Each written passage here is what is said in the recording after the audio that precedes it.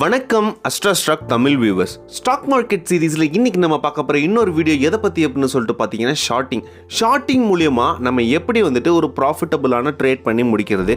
பர்டிகுலராக இன்ட்ராடே ட்ரேடிங்கில் இந்த ஷார்ட்டிங் நம்ம பண்ணோம் அப்படின்னா நம்ம எப்போவுமே ப்ராஃபிட் பார்க்கலாமா. ஸோ ஷார்ட்டிங்னா என்ன, அது எப்படிலாம் பண்ணுறாங்க, நம்ம எப்படி அதெல்லாம் பண்ணுறது அப்படின்னு சொல்லிட்டு இந்த வீடியோவில் கம்ப்ளீட்டாக பார்க்கலாம். நீங்கள் ஸ்டாக் மார்க்கெட்டுக்கு பிகினர் இல்லை நியூ இன்வெஸ்டர்னு அந்த வீடியோ கம்ப்ளீட்டாக உங்களுக்காக தான் ஸ்கிப் பண்ணாமல் பாருங்கள். வீடியோக்குள்ளே போகிறதுக்கு முன்னாடி AstraStocksTamil சேனலை சப்ஸ்கிரைப் பண்ணிக்கோங்க ஃபார் த டெய்லி அப்டேட்ஸ். மார்க்கெட்டில் ஒரு கம்பெனியோட ஷேர் ப்ரைஸ் மேலே போக போகுது அப்படின்னு நீங்கள் நினைக்கிறீங்க அப்படின்னா நீங்கள் ஃபஸ்ட்டு என்ன பண்ணணும்னா அதை பை பண்ணணும். திரும்ப அந்த ஸ்டாக்கோட ப்ரைஸ் மேலே போனதுக்கப்புறம் நீங்கள் செல் பண்ணி ப்ராஃபிட் பண்ணலாம். இது நிறைய பேர் பண்ணுவாங்க.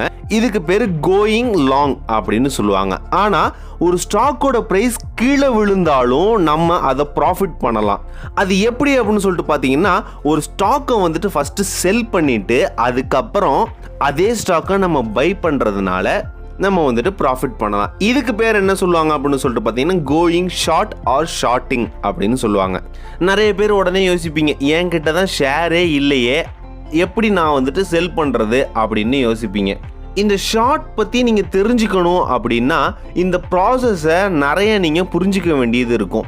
இதை புரிஞ்சுக்கிட்டீங்க அப்படின்னா உங்களுக்கு இந்த ஷார்ட்டிங் பண்ணுறது ரொம்பவே ஈஸியாக இருக்கும். ஃபார் எக்ஸாம்பிளுக்கு இப்போ நான் ரெட் கலரில் ஒரு பர்சன் டிஸ்பிளே பண்ணுறேன். இதுதான் நீங்கள் அப்படின்னு சொல்லிட்டு நம்ம எடுத்துக்கலாம்.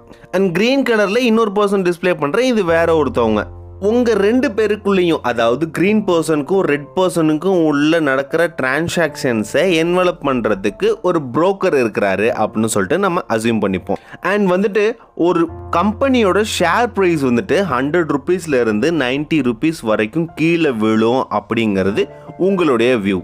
அண்ட் அந்த கம்பெனியில் உள்ள ஒரு ஷேரை நீங்கள் ஷார்ட் பண்ணலாம் அப்படின்னு சொல்லிட்டு டிசைட் பண்ணி வச்சுருக்கிறீங்க. இந்த ஷார்ட்டோ ஆர் செல்லோ பண்ணணும் அப்படின்னா நீங்கள் ஃபஸ்ட்டு புரோக்கர்கிட்ட இருக்கிற ஷேரை நீங்கள் பாரோ பண்ணணும். அந்த ஷேரை நீங்கள் பாரோ பண்ணுறதுக்கு புரோக்கருக்கு ஒரு மார்ஜின் அமௌண்ட் நீங்கள் கொடுக்குற மாதிரி இருக்கும். அந்த மார்ஜின் அமௌண்ட் அவருக்கு சஃபிஷியண்ட்டாக இருக்குது அப்படின்னா அந்த புரோக்கர் உங்களுக்கு அந்த ஷேரை செல் பண்ணுவார். அந்த ஷேரை வாங்கி நீங்கள் செல் ஆர் ஷார்ட் பண்ணலாம். நீங்கள் செல் போட்டதும் இந்த க்ரீன் கலர் பையர் அதை வாங்கிடுவார். இந்த க்ரீன் கலர் பையர் வாங்கினதுக்கப்புறம் அவர் உங்களுக்கு அதுக்குரியதான கேஷை உங்கள் அக்கௌண்ட்டில் கிரெடிட் பண்ணிடுவார். இப்போது இந்த மொத்த டிரான்சாக்ஷனும் முடிஞ்சிருச்சு. அண்ட் ஷேரை சக்ஸஸ்ஃபுல்லாக ஷார்ட் பண்ணி முடிச்சிட்டிங்க. ஷேர் ப்ரைஸ் நீங்கள் எதிர்பார்த்த மாதிரியே 100 ருபீஸ்லேருந்து 19 ருபீஸ்க்கு கீழே இறங்கி வந்துருச்சு. நீங்கள் செல் பண்ண அதே ஷேரை 90 ருபீஸ் கொடுத்து இப்போது திரும்ப அந்த ஷேரை வாங்குறீங்க. திருப்பி வாங்கின ஷேரை நீங்கள் திரும்பவும் புரோக்கர்கிட்டையே கொடுத்துட்றீங்க. புரோக்கரும் நீங்கள் கொடுத்த மார்ஜின் அமௌண்ட் என்டையராக உங்களுக்கு திரும்ப கொடுத்துட்றாங்க. இப்போது நீங்கள் கொடுத்த மார்ஜின் அமௌண்ட்டும், அதாவது இந்த ஷேர் வாங்குறதுக்கு ஒரு அடமான மாதிரி கொடுத்த மார்ஜின் அமௌண்ட்டும் உங்களுக்கு திருப்பி கிடச்சிருச்சு. புரோக்கர்கிட்டேருந்து வாங்கின ஷேரை நம்ம ஷார்ட் பண்ணதுனால நம்மளுக்கு ஒரு 10 ருபீஸ் ப்ராஃபிட்டும் நம்மளுக்கு இப்போ இருக்குது. இந்த ப்ராசஸ்க்கு பேர் தான் ஷார்ட்டிங் அப்படின்னு சொல்லுவாங்க.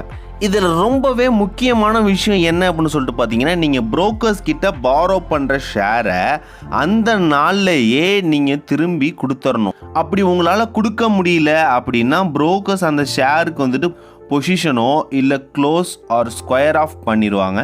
அது உங்களுக்கு லாஸ் ஆகிரும். அண்ட் நீங்கள் அசியூம் பண்ண மாதிரி இந்த 100 ருபீஸில் உள்ள ஷேர் 90 ருபீஸ்க்கு போகாமல் இன்னும் ஹை ஆகி ஒரு 110 ருபீஸ் அது மாதிரி போணுச்சு அப்படின்னா உங்களுக்கு ட்ரேடிங்கில் லாஸ் ஏற்படும். அது உங்களுக்கு இந்த 10 ருபீஸ் நீங்கள் வாங்கினதை விட உங்களுக்கு எவ்வளோ கூட போகுதோ அந்த ப்ரைஸ் உங்களுக்கு லாஸ் ப்ரைஸாக இருக்கும். இந்த ஷார்ட் செல்லிங், ஷார்ட்டிங்ஸ், ஸ்டாக்கை பொறுத்த வரைக்கும் இன்ட்ராடே ட்ரேடில் மட்டும்தான் நீங்கள் இதை பண்ண முடியும். அந்த சிங்கிள் டேலையே நீங்கள் கம்ப்ளீட் டிரான்சாக்ஷனை முடித்து நீங்கள் ப்ராஃபிட் புக் பண்ணி வெளியில் வந்துடுவீங்க. And future and options use பண்ணால் இது நீங்கள் பல நாட்களுக்கும் ஆர் ஓவர் நைட் இதை ஹோல்ட் பண்ணிக்க முடியும். இந்த ஃபியூச்சர் அண்ட் ஆப்ஷன்ஸில் உங்களால் ஷார்ட்டிங் பண்ண முடியாது. ஸோ நம்ம ஒரு பொருளை விற்கிறோம், அந்த பொருளை விற்றுட்டு திரும்ப நம்மளே அதோட ப்ரைஸ் இறங்கும் போது வாங்குகிறோம். இது மூலமாக நம்ம அதில் ப்ராஃபிட் பார்க்குறோம். இந்த ஷார்ட்டிங்கை வந்துட்டு எடுத்த உடனே நம்ம ப்ராக்டிக்கலாக பண்ணாமல் நிறையா ப்ராக்டிஸ் பண்ணி, அதாவது விர்ச்சுவல் ட்ரேடிங்கில் நிறையா ப்ராக்டிஸ் பண்ணி பார்த்துட்டு நம்ம பண்ணோன்னா நம்ம ஒரு ப்ராஃபிட்டபிலிட்டியான ட்ரேட் பண்ணலாம். சேஃபாக ட்ரேட் பண்ணுங்கள், ஹாப்பியாக ஏர்ன் பண்ணுங்கள். Have a nice day.